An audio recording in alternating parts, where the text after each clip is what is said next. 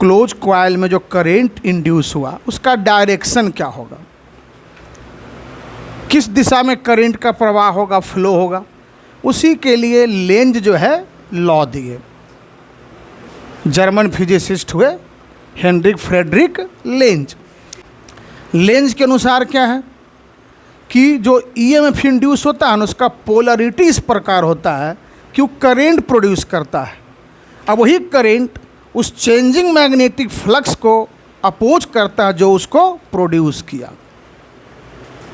यानी कहने का मतलब है कि the polarity of induced EMF is such that it tends to produce current which opposes the changing magnetic flux that produced it. अब देखो यहाँ पर दो फिगर देख रहे हो साफ साफ।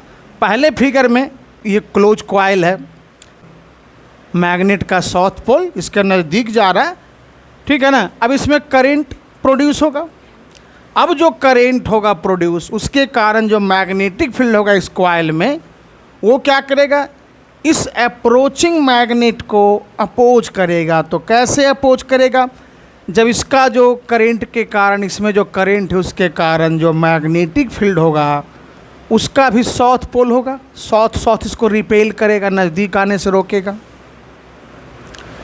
यानी कि कहने का मतलब है कि हम साउथ पोल इसको नज़दीक ले जा रहे हैं, तो इसमें भी जो करंट होगा उसके कारण मैग्नेटिक फील्ड होगा, और उस मैग्नेटिक फील्ड का साउथ होगा, साउथ पोल इसके सामने जो इसको रिपेल करेगा, नज़दीक आने से रोकेगा। और साउथ पोल का मतलब है कि करंट हो जाएगा क्लॉकवाइज। और ठीक उसी तरीके से अगर मैग्नेट के साउथ पोल को दूर ले जाएंगे तब भी इसमें जो करंट इंड्यूस होगा वो क्या करेगा, उसके द्वारा जो मैग्नेटिक फील्ड होगा वो इस मैग्नेट को दूर जाने से रोकेगा। कैसे रोकेगा, जब उस मैग्नेटिक फील्ड का नॉर्थ पोल इसके सामने होगा जो इसको अट्रैक्ट करेगा और इसको दूर जाने से रोकेगा। तो नॉर्थ पोल अगर हो रहा है सामने में, इसका मतलब है कि सामने से देखने में करंट क्या हो जाएगा इस कॉइल में, एंटी क्लॉकवाइज में। तो इस तरह से करंट का डायरेक्शन पता चल जाता है। मैग्नेट को जब नज़दीक ले जा रहे हैं तब भी इसमें जो करंट जो हो रहा है, ठीक है ना, करंट जो इसमें प्रोड्यूस हो रहा है इस क्लोज कॉइल में, उसके द्वारा जो मैग्नेटिक फील्ड है इसको नज़दीक आने से रोक रहा है, अपोज कर रहा है। ठीक उसी तरह से जब मैग्नेट को दूर ले जा रहे हैं उसके कारण भी इसमें करंट होगा, प्रोड्यूस होता है। अब उस करंट के कारण जो मैग्नेटिक फील्ड है इसको दूर जाने से रोक रहा है मैग्नेट को। तो मैग्नेट को दूर जाने से रोक रहा है, नज़दीक आने से रोक रहा है। अगर हम नज़दीक ले जाना चाहेंगे या इसको दूर लाना चाहेंगे तो एक्सटर्नल वर्क करना होगा। अब ये वर्क गया कहाँ, तो यही वर्क डन जो है इलेक्ट्रिकल एनर्जी के रूप में कॉइल में इंड्यूस हुआ। इसका मतलब है कि लेंज लॉ क्या है, ओबे कर रहा है किसको, law of conservation of energy को। यानी मैग्नेट को नज़दीक ले जा रहे हैं उस रिपल्सिव फोर्स के अगेंस्ट, ठीक है ना।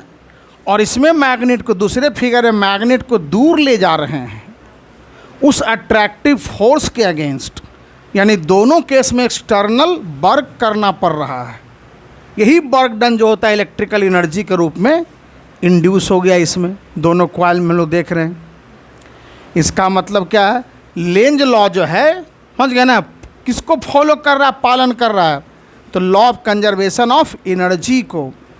यानी Lenz law of a law of conservation of energy.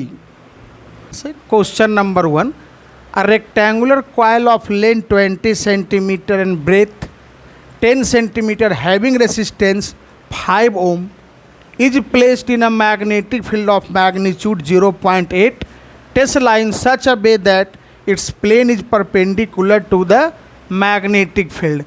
If the magnetic field becomes half of its initial value in 0.5 second, then find EMF and current induced in it. मतलब यहाँ पर एक rectangular coil दिया हुआ, coil का जो shape है ना रेक्टेंगुलर है। थोड़ा फिगर हल्का देखो बना देते हैं, इस तरह से समझ जाओगे आसानी से। ये मान लो रेक्टेंगुलर कॉइल है और मैग्नेटिक फील्ड जो है ना ठीक इसके प्लेन के परपेंडिकुलर है। ये हो गया बी वेक्टर, इस तरह से मान लो, इस तरह से मैग्नेटिक फील्ड जो है इसके प्लेन के परपेंडिकुलर दिया हुआ है। लेंथ इसका मान लो एल, अब ब्रेथ हो गया बी, तो एरिया कितना हो जाता है, एरिया हो जाएगा A is equal to length into breadth. और एरिया वेक्टर भी क्या होता है, प्लेन के परपेंडिकुलर ही होता है, ठीक है ना, प्लेन के परपेंडिकुलर। तो सबसे पहले यहाँ पर जो है ना एरिया निकाल देंगे। तो यहाँ पर देखो क्वेश्चन में क्या दिया हुआ है, लेंथ दिया हुआ है 20 सेंटीमीटर, ब्रेथ दिया हुआ है 10 सेंटीमीटर। अगर इसको मीटर में चेंज करोगे ना तो ये हो जाएगा कितना, 2 × 10⁻⁻1 मीटर, और ये हो जाएगा 1 × 10⁻⁻1 मीटर। तो एरिया हो जाएगा length into breath, 2 × 10⁻⁻1 × 1 × 10⁻⁻1, 2 × 10⁻⁻2 metre square. ये हो गया एरिया, ठीक है ना। एंगल जो बन रहा है ना वो थीटा कितना हो जाएगा, थीटा हो जाएगा 0 डिग्री।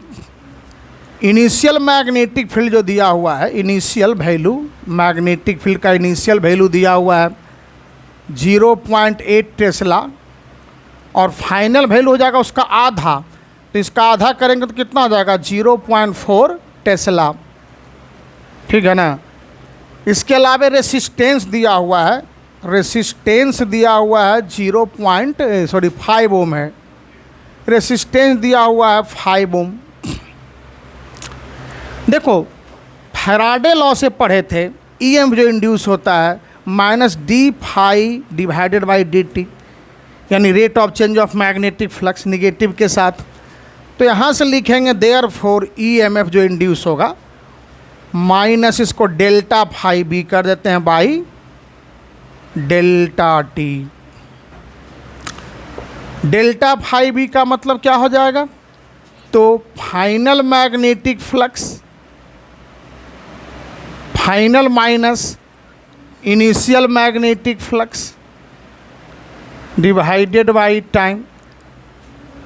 फाइनल मैग्नेटिक फ्लक्स जो हो जाएगा ना, तो उसमें ये देखो है मैग्नेटिक फ्लक्स क्या होता है, BA cos थीटा, तो थीटा तो 0 डिग्री है, तो यहाँ से लिख सकते हो, ये माइनस रहने दो साइन, और यहाँ से B फाइनल और A कर दिए cos 0 minus B initial A cos 0 degree delta T.